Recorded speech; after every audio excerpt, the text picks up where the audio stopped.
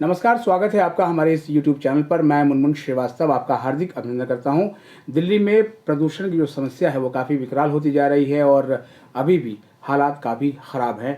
हमारे साथ मौजूद हैं वल्लभ भाई पटेल चेस्ट इंस्टीट्यूट के डायरेक्टर और बहुत लंबे समय तक लगातार क्विट टोबैको क्लिनिक चलाने वाले प्रोफेसर राजकुमार। स्वागत है प्रोफेसर राजकुमार साहब हमारे चैनल पर। सर, एक बहुत बड़ी त्रासदी से जो है वो दिल्ली गुजर रही है। इन दिनों स्कूलों में छुट्टियां हैं और ड्यू भी जो है वो बंद है। क्या आपको लगता है कि इससे कब हम लोग पार पा पाएंगे? मेरे ख्याल से जब भी सर्दियों का स्टार्टिंग होता है और कई दफ़े आपने देखा है कि ऑलमोस्ट सितंबर एंड और अक्टूबर एंड और नवंबर से शुरू हो जाते हैं, पोल्यूशन का प्रकोप शुरू हो जाता है और अब हर एक साल देखा गया है इस तरह का। और जो पोल्यूशन की वजह से पेशेंट्स जो रेस्पिरेटरी डिजीज़ के पेशेंट होते हैं उनमें एक बढ़ोतरी हो जाती है, उनके जो सिम्टम्स होते हैं एग्रीवेट हो जाते हैं और बल्कि जो मरीज़ हैं उन्हीं के सिम्टम्स नहीं एग्रीवेट होते हैं, जो नॉर्मल आदमी होता है उसको भी पोल्यूशन के एक्सपोजर से उनके आँख, नाक, गला वगैरह में प्रॉब्लम हो जाती है और खांसी वगैरह शुरू हो जाती है। तो ये अभी तो हम लोगों ने जस्ट दिवाली से करीब 4-5 दिन पहले पोल्यूशन का प्रकोप ज़्यादा देखा था। दिवाली आ गई थी उसके बाद देखा था और बीच में एक बारिश हो गई थी तो कम से कम पोल्यूशन लेवल थोड़ा कम हुआ था। और अब ये कब तक रहेगा प्रकोप, इसके बारे में कहना बड़ा मुश्किल है, क्योंकि किस तरह से एनवायरनमेंट रहता है, किस तरह से सर्दियाँ रहती हैं, किस तरह से हमारे कोहरे रहते हैं, उसके ऊपर काफ़ी फ़र्क पड़ता है इसका। क्या लगता है जो दिल्ली का ये वायु प्रदूषण है तो पराली जो है इसके पीछे एक कारण है जिसको लेके लगातार जिम्मेदार ठहराया गया? पराली एक कारण है। मैं एक बल्कि स्टडी एक देख रहा था जिसमें कि ये अक्टूबर और नवंबर, स्टार्टिंग फ्रॉम सितंबर, थोड़ा अक्टूबर एंड नवंबर का देखा गया था, तो करीब 20, 21, 22 का देखा गया कि जिस समय भी पराली का जब जलने का काम शुरू होता है और उसको बड़ा बढ़िया से पेपर में निकाला गया था कि जिसमें पोल्यूशन लेवल बढ़ना शुरू हो जाता है और दिल्ली का उन्होंने देखा था। तो पराली एक ज़रूर कारण है। जब जलता है तो जो धुआं होता है इस साइड की तरफ आता है और उसमें पोल्यूशन बढ़ता है। ये धनतेरस के दिन सर जो है वो दिल्ली को जो है वो बरसात के रूप में एक गिफ्ट मिला और पोल्यूशन लेवल थोड़ा सा नीचे आया। अभी एक कृत्रिम जो है वो बरसात कराने की तैयारी चल रही है। क्या आपको लगता है सर इससे फ़ायदा होगा? बिल्कुल, कभी भी अगर बारिश होता है तो जितने भी डस्ट पार्टिकल्स है वो तो सेटल होंगे, नेचुरल है, सेटल होंगे। जैसा आपने अभी बताया कि बारिश हुआ तो थोड़ा सा फ़ायदा हुआ, तो अगर इस तरह का चीज़ अब इसमें कितना हो पाएगा नहीं हो पाएगा उसके बारे में मैं नहीं टिप्पणी कर सकता, लेकिन अगर कोई भी बारिश होती है तो उसमें सेटल होता है, जो डस्ट पार्टिकल सेटल होते हैं तो उसमें फ़र्क तो पड़ता है। AQI सर जो है वो 400 से ऊपर लगातार है दिल्ली के कई ज़िलों में और कई कई दिन से जो है बना हुआ है। तो जो ये लेवल है सर, ये किस तरह से असर डालता है? जैसे ही जैसे हमारा नॉर्मल लेवल है, नॉर्मल लेवल से जैसे ही बढ़ेगा तो कई दफ़े हम पोल्यूशन को देख सकते हैं, कई दफ़े नहीं भी देख सकते हैं। तो कई दफ़े पोल्यूशन होता है लेकिन हम देख नहीं पाते हैं, लेकिन अब 400-500 के आसपास जब होता है तो उस समय हम लोग देख पाते हैं, दूर से दिखाई पड़ता है कि पोल्यूशन है। तो जैसे जैसे पोल्यूशन बढ़ेगा तो वो इफ़ेक्ट तो ह्यूमन हेल्थ को इफ़ेक्ट करेगा ही करेगा। इसमें सर जैसे हम देख रहे हैं कि हर दूसरा आदमी दिल्ली में जो है वो खसखस कर रहा है, खांसी हो रही है उसको ढचके वाली। जो बहुत छोटे बच्चे हैं सर, उनमें ये प्रदूषण कैसा असर डाल रहा है? क्या 10 साल बाद कैसे होंगे उनके लंग्स? एक्चुअली जितने भी, जैसे कि 3 तरह के लोग हैं जो भी रेस्पिरेटरी डिजीज़ से ऑलरेडी प्रकोप में आए हुए हैं वो, और जो बच्चे हैं और जो बुज़ुर्ग हैं, इन तीनों पे तो ज़्यादा असर पड़ेगा।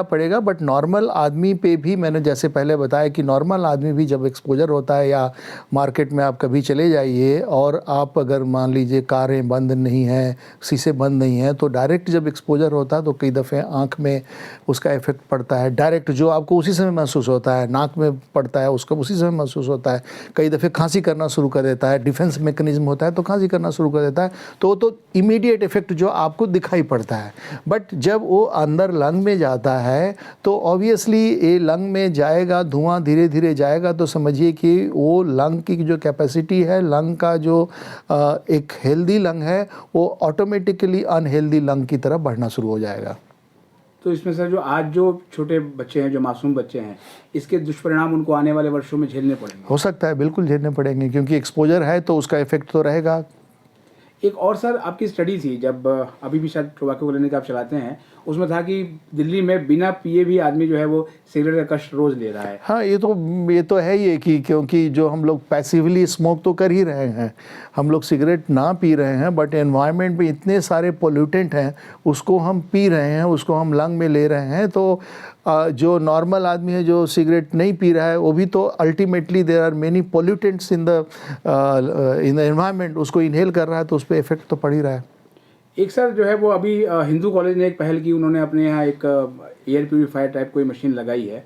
अब हो सकता है उसको देख के दूसरे कॉलेज में, तो क्या अब एयर प्यूरीफायर आने वाले समय की ज़रूरत बन रहा है? देखिए, एयर प्यूरीफायर दो तरीके के, या तो घर की अगर बात कर रहे हैं उसकी टिप्पणी एक अलग तरीके से होगी। जो बड़े अगर लेवल पे एयर प्यूरीफायर लगता है तो ऑब्वियसली वो प्यूरीफाई करेगा और उससे फ़र्क तो पड़ेगा। बट जो देखा गया है, जो घर में जो इंडोर जो प्यूरीफायर लगा रहे हैं, उसमें कितना फ़र्क पड़ता है ये साइंटिफिकली अभी कोई चीज़ प्रूफ नहीं है। ऑब्वियसली छोटे छोटे जो बड़े पार्टिकल होंगे, जो एक लेवल के पार्टिकल होंगे, उनको तो प्यूरीफाई करेगा ही, बट वो कितना हद तक फ़ायदा होगा ये साइंटिफिकली, इंडोर एयर के लिए एयर प्यूरीफायर कितना लाभ होगा साइंटिफिकली, या इस समय कहना कि प्योरली इफेक्ट अच्छा लाएगा, ये कहना अभी जल्दीबाजी होगी। स्मोक टावर को लेकर भी सर भी ऐसा ही है कि स्मोक टावर्स अगर सिटी में बहुत से लगाए जाएं तो शायद उससे प्रदूषण में फ़र्क पड़ेगा। आप क्या सोचते हैं? शायद उससे फ़र्क पड़ेगा, क्योंकि जब बड़े सारे टावर्स होंगे तो ऑब्वियसली जितने पार्टिकल्स हैं कहीं ना कहीं एब्जॉर्ब होंगे, कहीं ना कहीं रुकेंगे, और उससे फ़र्क तो पड़ेगा। पटेल चेस्ट सर जो है वो रेस्पिरेटरी डिजीज के लिए जो है वो विश्व भर में एक प्रतिष्ठित संस्थान है, तो आप जो है वो इसके निदेशक के रूप में इन दिनों बुजुर्गों को और बच्चों को क्या एडवाइस करेंगे?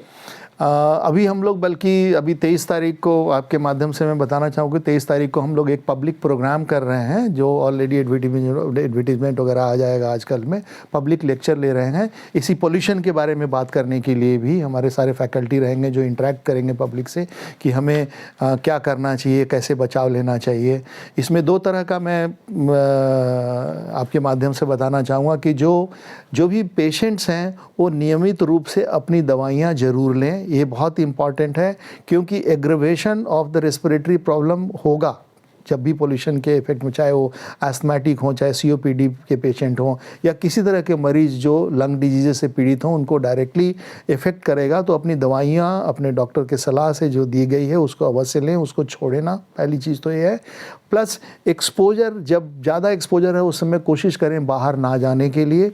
तीसरी चीज़ ये है कि जब भी पोल्यूशन हो उस समय एक्सरसाइज करने की कोशिश ना करें, क्योंकि एक्सरसाइज उस समय करते हैं तो हमारे लंग में इनहेल होता है पार्टिकल्स, तो उससे आप बच के रहें। जब नॉर्मल थोड़ा टाइम हो जाए तो उस समय एक्सरसाइज वगैरह करें, और इससे बच के रहने की बहुत आवश्यकता है। मतलब सर सुबह के समय में जो बुजुर्ग लोग मॉर्निंग वॉक के लिए निकलते थे, थोड़ा उसको जो है वो टाइम को डिले कर लें, थोड़ा सा उनको डिले कर लेंगे। मॉर्निंग वॉक में स्मॉग भी होता है, फॉग भी होता है, तो कंसंट्रेशन ऑफ द पार्टिकल्स बहुत बढ़ जाता है, तो थोड़ा उसको ईज हो जाने दें, उसके बाद एक्सरसाइज। बच्चों के लिए सर क्या आपकी सलाह रहेगी? बच्चों के लिए सलाह रही है कि जो भी बच्चे हैं वो जो एस्थमेटिक हैं वो बिल्कुल अपनी दवाइयाँ बिल्कुल तरीके से लें, और एक्सपोजर डस्ट का ना होने पाए। जैसे अभी स्कूल बंद कर दिया गया, इसी वजह से आपके कॉलेजेस बंद कर दिए गए हैं, तो ये प्रिवेंटिव एस्पेक्ट है कि कोई भी इफ़ेक्ट ना हो, पोल्यूशन के लेवल से इफ़ेक्ट ना हो इनको।